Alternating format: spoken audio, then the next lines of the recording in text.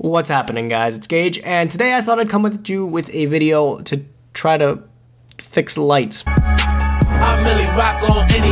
Today I thought I'd come at you guys with a video on maybe helping some newer players that might be watching my channel improve their game at Yu-Gi-Oh! For a long time. I've been playing for a while, and I've been really into it these past few months, just kind of bouncing ideas off and everything, and I think I kind of narrowed down a few reasons as to why I might have improved my game a little bit. I thought I did relatively well at YCS Pittsburgh, probably the best I've ever done at an event. I was XO1 for the longest time in the event, and then it just kind of went downhill when I bricked. Yeah, that wasn't a fun time. But I think I was able to narrow down some of the things that in preparation for the event really helped me enjoy the game more and really, I think, progress my knowledge of the game further. And I'm going to share a couple pointers with you guys. So if you're trying to get better at the game of Yu-Gi-Oh! For the long term, here's some things that might help you that certainly helped me. So the first way to really improve your game at Yu-Gi-Oh! Is to understand card interactions. That might seem really stupid, like, oh, learning the game, that's common sense, Gage, you're fucking stupid. I am fucking stupid, yes, but that's not a stupid reason. Understanding the game at a deeper level and really understanding how cards work with each other and as rulings come out is something very crucial to keep on top of if you want to stay above the curve for the game. When cards are first released, a lot of people might not fully understand how the card interacts with different cards. Some things we may not have gotten from the OCG, or some things just might be TCG specific that we're trying now. So if you follow these regional events that will first happen when a card's released, and head judges of those events release rulings, they could be sometimes groundbreaking, as it could be completely opposite for how you thought the card intended to work. For example, the first one that comes to my mind is number 30, Hope Harbinger. I think it's number 30. It's one of those numbers. Hope Harbinger, when that was released, a lot of people kind of didn't know if it worked with just spell cards or spell cards and their given effects, where it actually reads in the card it's just spell cards, but a lot of people were kind of under an impression that it might work with spell effects too, making it a much better card. Yes, this card was relevant back when Draco Pals was a thing. If you're really fresh off the block and don't know why this card was good, it's just a good card in general though. But if you were playing the event without that knowledge that that card didn't work with spell effects, you could be misleading yourself into a scenario that you might not want to be in. For example, you might want to negate a spell card that's already face up, an effect that's already happening with your Hope Harbinger, and then you get completely slammed on when your opponent tells you, hey, fuck off.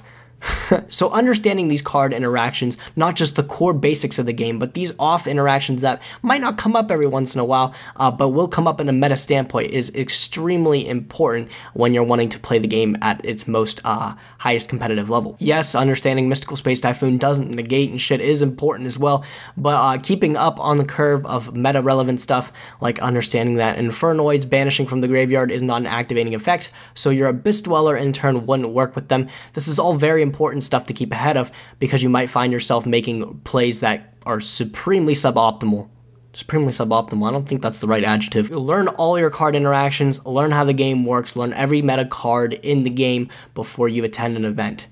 Just do it. So the second pointer I have for you guys is to play meta decks. This might sound straightforward. All these fucking sound straightforward, actually, but they're all really, really, really important when we break them down on a fucking molecular level. A lot of people just starting into the game, myself included when I had this, might have kind of that mentality like, oh, I don't want to be one of those meta sheeple. Bah. Well, I'm going to come back at you guys, and I'm going to say that playing a meta deck is important. Nay, playing a meta deck is a necessity. And not just playing a meta deck so you have the best cards at your disposal to play a tournament. Rather, playing a meta deck online and understanding every point that makes the deck what it is super critical. You don't even have to play the meta deck in an event, but it is extremely helpful and important to understand the deck and how you would pilot it. So, for example, if I'm going off on a Zodiac combo, a player that has never played against Zodiac before will not know the proper point to max C. However, if you take the pilot seat and you play the deck for yourself,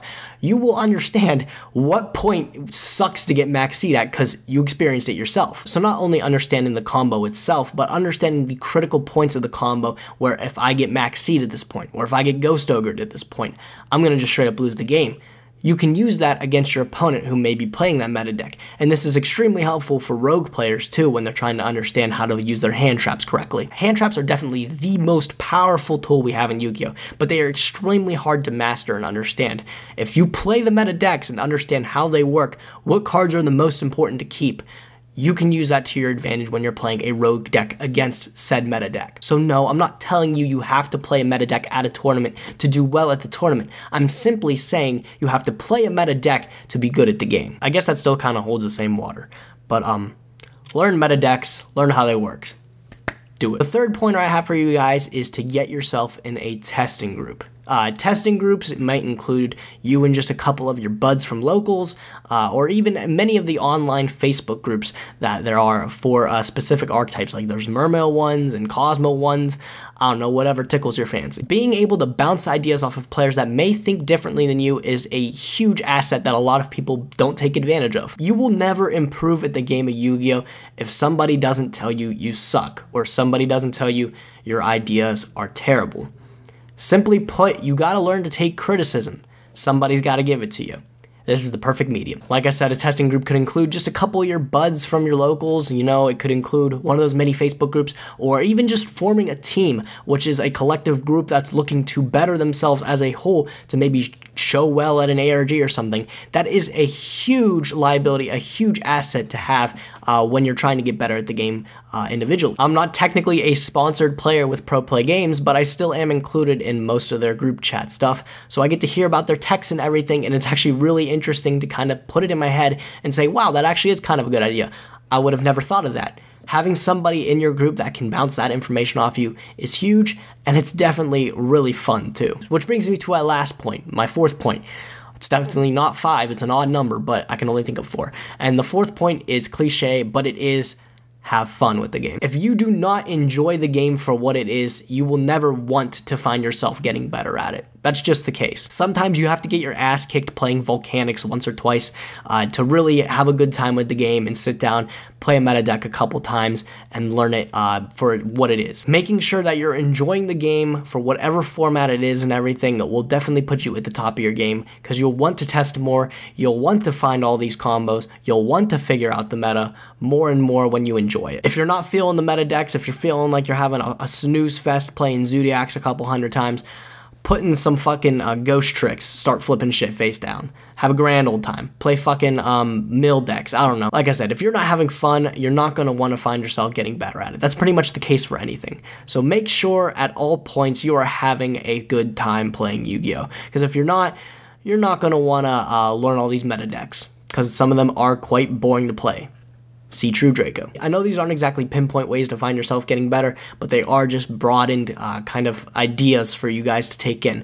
I definitely think these will help benefit players that want to get better at the game. I definitely would involve yourself in all these activities as it'll have you having the most fun at the game and also just find yourself improving when you're surrounded by information. There's tons of databases, tons of Facebook groups, tons of forums that you guys can get involved in that will definitely give you the information that you need, but also the players that you want to meet to have fun with. There's a plethora of information out there. Use it to your advantage. If you guys liked the video, be sure to like the video, thumbs up the video, I want to express that you enjoyed the video. Pack winner, that's you. Shoot me a private message. If you're not in the US, don't. I'll send the packs when I get a thing, blah, blah, blah, blah, blah. If you guys liked the video, be sure to subscribe for more Yu-Gi-Oh! Content. And that being said, I will catch you guys next time. Thanks for watching, guys. Nim Nim, signing out.